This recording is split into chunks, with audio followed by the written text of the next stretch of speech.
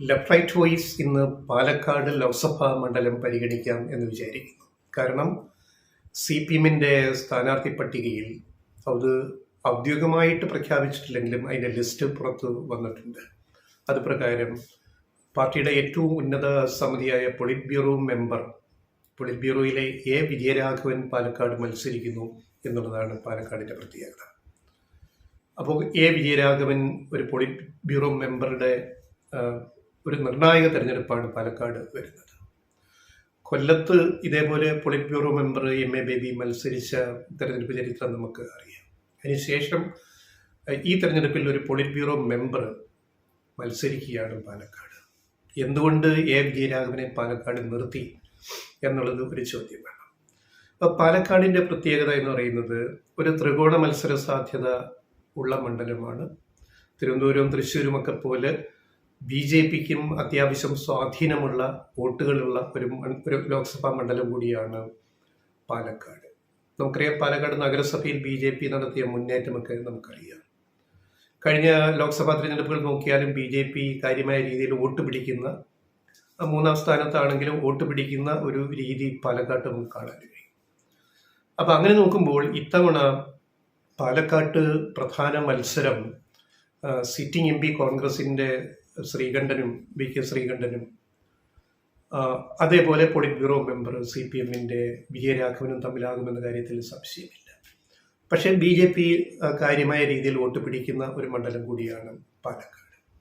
അതുകൊണ്ട് പാലക്കാടിൻ്റെ ഒരു വിധി എന്താകുന്നുള്ളത് വളരെ ആകാംക്ഷയോടെ നമ്മുടെ നാട്ടിലെ ജനങ്ങളും രാഷ്ട്രീയക്കാരും കാണുന്ന ഒരു രീതി വന്നിട്ടുണ്ട്. കഴിഞ്ഞ 3 തെരഞ്ഞെടുപ്പുകളിലെ ചരിത്രം നോക്കിയാൽ 2019 VK ശ്രീകണ്ഠൻ നല്ല ഭൂരിപക്ഷത്തിന് ജയിച്ചു. അത്യാവശ്യം നല്ല ഭൂരിപക്ഷം എന്ന് പറഞ്ഞാൽ 11,637 വോട്ടിനാണ് ജയിച്ചത്. MP രാജേഷ് CPM-ന്റെ ഇപ്പോഴത്തെ മന്ത്രി കനത്ത മത്സരം, ശക്തമായ മത്സരമാണ് കാഴ്ചവെച്ചത്. അതുകൊണ്ട് തന്നെയാണ് ഭൂരിപക്ഷം ഇത്രയും ഒതുക്കാൻ 11,000-ൽ ഒതുക്കാൻ സാധിച്ചത്. അപ്പോൾ MP രാജേഷിന് 37.68% വോട്ട് ലഭിച്ചപ്പോൾ ജയിച്ച ശ്രീകണ്ഠന് 38.81 വോട്ടാണ് കിട്ടിയത്. അത്രയും ശതമാനം, അതായത് ഒരു ശതമാനത്തിന് മേലുള്ള വ്യത്യാസമാണ് രണ്ട് സ്ഥാനാർത്ഥികളും തമ്മിലുള്ളത്. അതുകൊണ്ടൊരു വൻ ഭൂരിപക്ഷത്തിന് VK ശ്രീകണ്ഠൻ ജയിച്ചു എന്ന് നമുക്ക് പറയാൻ കഴിയില്ല. എന്നാലും മാന്യമായ രീതിയിൽ 11,637 വോട്ടിനാണ് അദ്ദേഹം MP രാജേഷിനെ തോൽപ്പിച്ചത്. ഇവിടെ BJPയുടെ അവിടുത്തെ ഏറ്റവും ജനകീയരായ ഒരു നേതാവാണ് കൃഷ്ണകുമാർ. ശ്രീ കൃഷ്ണകുമാറാണ് BJP സ്ഥാനാർത്ഥിയായിട്ട് മത്സരിച്ചത്. അദ്ദേഹം 2,18,556 വോട്ട് നേടി. ചെറിയ കാര്യമല്ല. ശതമാനം പറയുമ്പോൾ മൂന്നാം സ്ഥാനത്ത് എത്തുന്നത് 21.24% വോട്ട് നേടിയാണ്. കേരളത്തിൽ BJPക്ക് ആകെ വോട്ട് 15-16% നമ്മൾ പറയുമ്പോൾ പാലക്കാട്ട് കൃഷ്ണകുമാർ കഴിഞ്ഞ തിരഞ്ഞെടുപ്പിൽ 21.24% വോട്ട് നേടി എന്നത് നിർണായകമാണ്.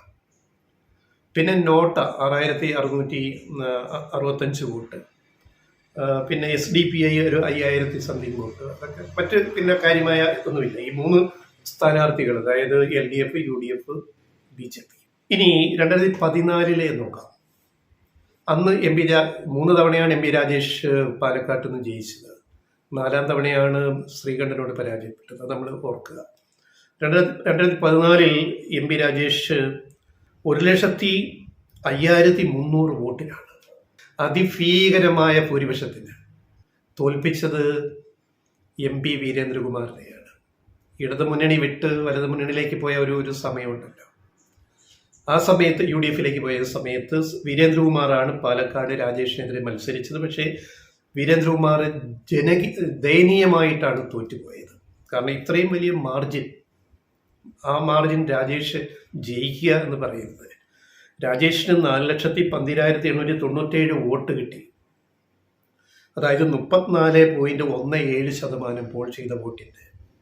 വീരേന്ദ്രകുമാർ കിട്ടിയത് 3,07,597 വോട്ടുകൾ മാത്രം. അതായത് വെറും 25.45%. അപ്പോൾ 10% വോട്ടിൻ്റെ വ്യത്യാസമാണ് ഭൂരിപക്ഷത്തിൽ രാജേഷും വീരേന്ദ്രകുമാറും തമ്മിലുള്ളത്. BJPയുടെ സ്ഥാനാർത്ഥി തീപ്പൊരി നേതാവ് ശോഭാ സുരേന്ദ്രനായിരുന്നു 2014. അത് നമ്മൾ ഓർക്കുക. അന്ന് അവർ എത്ര വോട്ട് നേടി? അന്നവർ മാന്യമായിട്ട് 1,36,587 വോട്ട് നേടി. എന്ന് പറഞ്ഞാൽ 11.3%.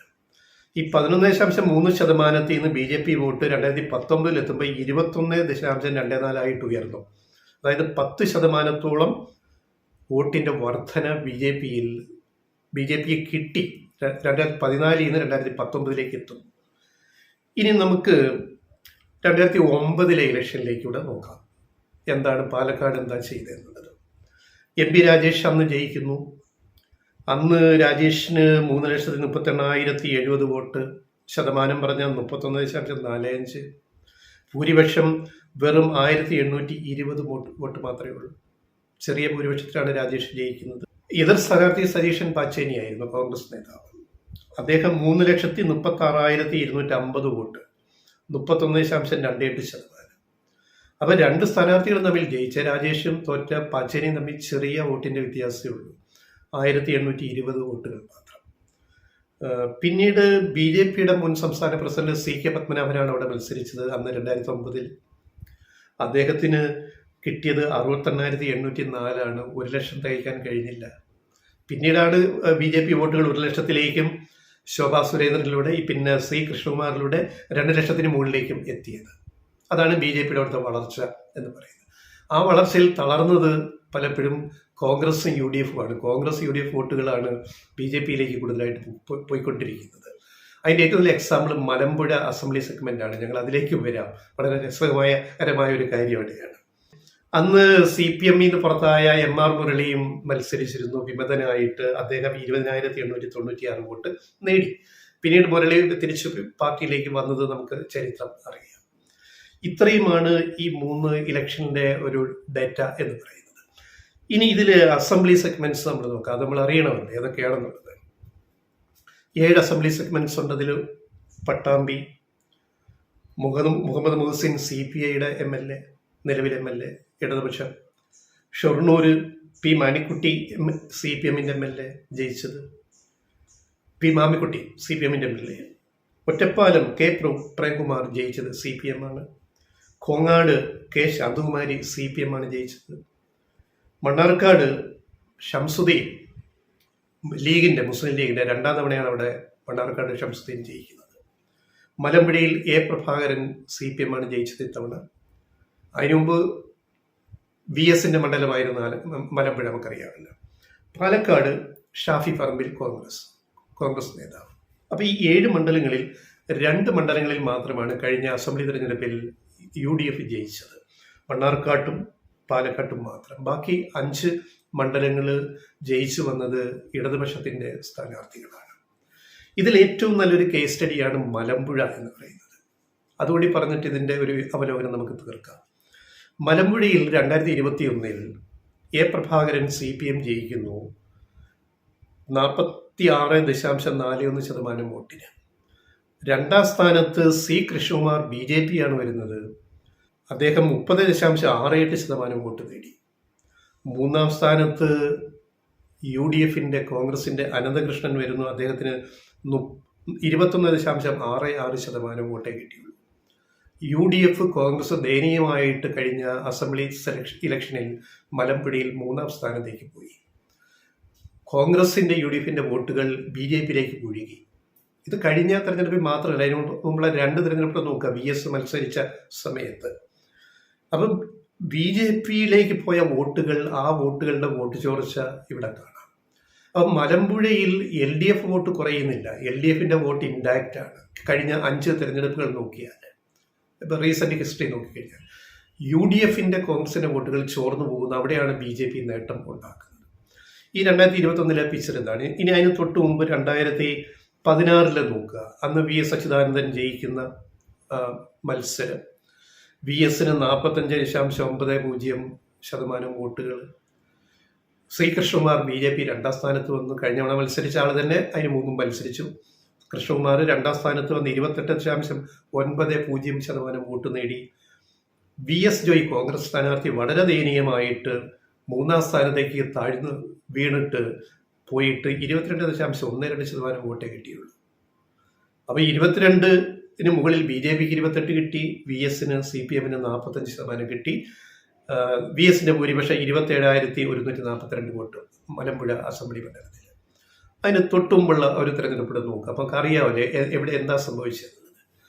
ഇത് മറ്റ് പല മണ്ഡലങ്ങളിൽ ഇത് പ്രകടമാണ്.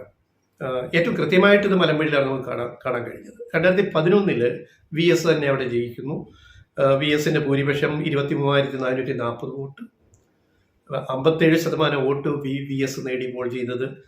ലതിക സുഭാഷ് കോൺഗ്രസിന്റെ 2ാം സ്ഥാനത്ത് വന്നു. ആ വിവാദം ഓർമ്മയുണ്ടല്ലോ, ലതിക സുഭാഷിനെതിരെ VS എന്നൊക്കെ പറഞ്ഞത് വെച്ചിട്ട് വലിയൊരു ക്യാമ്പയിനൊക്കെ നടന്നു. ലതിക സുഭാഷ് 2ാം സ്ഥാനത്ത് വന്നു, 40% വോട്ട് നേടി. അപ്പൊ ഇവിടെ നോക്കുക, ലതിക സുഭാഷ് വരെ കോൺഗ്രസ് UDF 2ാം സ്ഥാനത്ത് വന്ന മലമ്പുഴയിൽ അതിനുശേഷം പിന്നെ ആ സ്പേസ് BJP കൈയടക്കിയിട്ട് BJP 2ാം സ്ഥാനത്ത് വന്നു. ഇത്തവണയും മലമ്പുഴയിൽ നിന്ന് ചെയ്യുന്ന വോട്ടുകളുടെ ഒരു പാറ്റേൺ ഇതായിരിക്കും. ഇത് തന്നെ മറ്റ് പല ഈ പറയുന്ന 7 മണ്ഡലങ്ങളിൽ 4-5 മണ്ഡലങ്ങളിൽ ഇത് വളരെ നിർണായകമായിട്ട് ഒരു വോട്ടിംഗ് പാറ്റേൺ ഇങ്ങനെ വരും എന്ന കാര്യം നമ്മൾ ഈ ഒരു കണക്കുകളിലൂടെ ഡേറ്റയിലൂടെ നമുക്ക് മനസ്സിലാക്കാൻ പറ്റും. അപ്പം പാലക്കാടിൻ്റെ പ്രത്യേകത ഇതാണ്. പാലക്കാട്ട് വിജയരാഘവൻ ജയിക്കുമോ? എന്തിനാണ് വിജയരാഘവനെ അവിടെ പാർട്ടി നിർത്തിയത് എന്നൊരു ചോദ്യമുണ്ട്. ആ ചോദ്യത്തിനുള്ള ഉത്തരമാണ് ഈ വരുന്ന തെരഞ്ഞെടുപ്പിൻ്റെ ഏറ്റവും പ്രധാനപ്പെട്ട വശം അല്ലെ പ്രാധാന്യം എന്ന് പറയുന്നത്. പിന്നെ CPM സ്ഥാനാർത്ഥികളെ പറ്റി 15 സീറ്റിലേക്ക് CPM ഔദ്യോഗികമായിട്ട് പ്രഖ്യാപിച്ചിട്ടില്ല. ആ സ്ഥാനാർത്ഥികളെ പറ്റിയുള്ള ഞങ്ങളുടെ ഒരു വിലയിരുത്തൽ വേറൊരു വീഡിയോ ആയിട്ട് നമ്മൾ ചെയ്യുന്നുണ്ട്. അതിനകത്ത് പാലക്കാട്ട് വിജയരാഘവന്റെ സാധ്യതയും നമ്മൾ അതിൽ വിലയിരുത്താവുന്നതാണ്.